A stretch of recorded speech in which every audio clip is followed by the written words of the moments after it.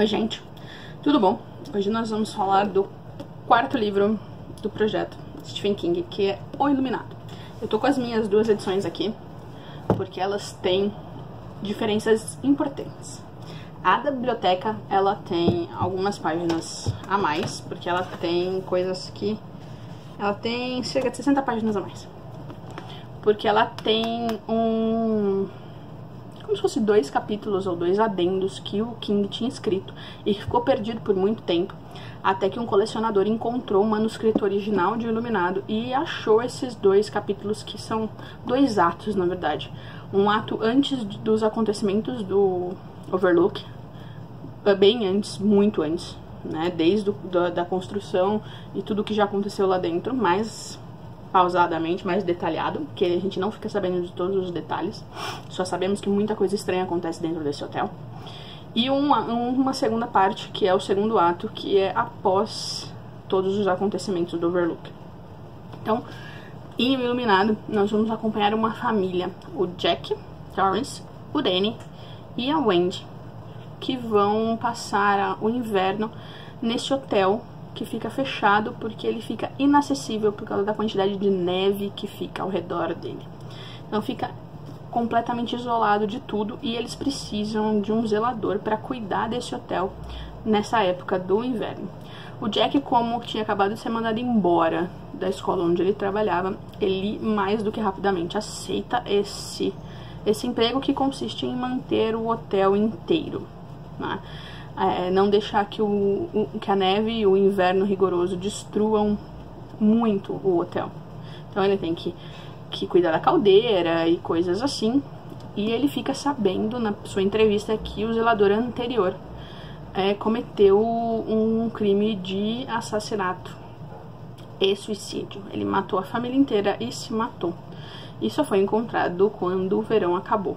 Quando o inverno acabou, foram encontrados os corpos. Tudo isso a gente tem na introdução.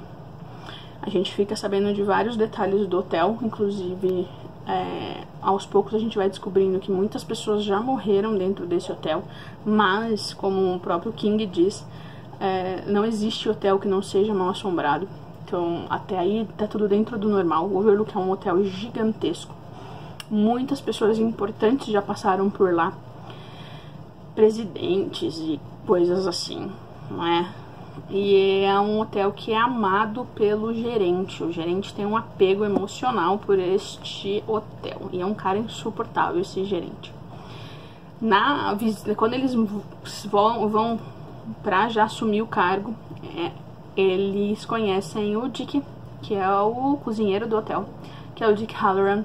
E ele descobre que o Danny tem a iluminação, que ele consegue ver coisas que vão acontecer, e ensina o Danny a chamar ele se alguma coisa de muito ruim estiver acontecendo, se ele prevê que alguma coisa muito ruim vai acontecer com ele e com a família, que é para ele chamar o Dick, que o Dick volta da onde ele estiver imediatamente.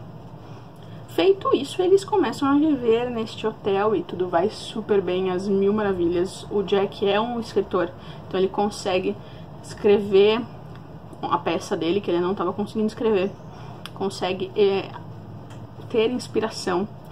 E o Danny começa a aprender a ler, tudo tranquilo, tudo muito, muito normal, até que eles ficam 100% isolados. No momento que eles ficam 100% isolados, coisas estranhas começam a acontecer.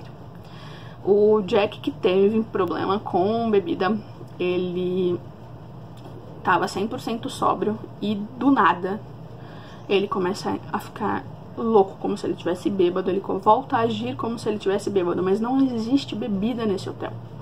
Tudo foi levado embora pelos funcionários, porque o que sobrou da temporada não fica no hotel, ficou só comida, porque tem congelador e tudo, então não estraga.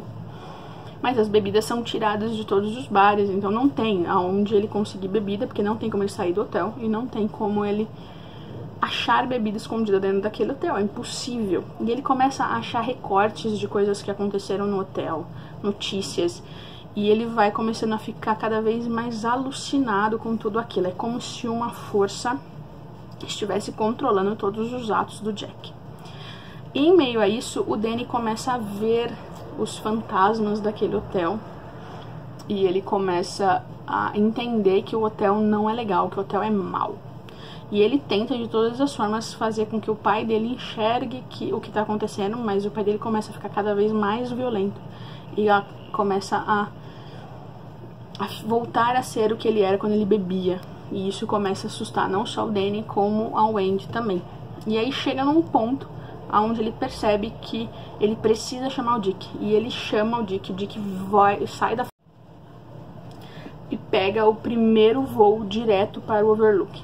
Chegando lá, ele encontra uma cena tenebrosa e os piores momentos acontecem a hora que ele chega. Ele percebe que nada está como deveria, que o hotel está de certa forma controlando aquelas 3 pessoas e eles precisam sair de lá imediatamente.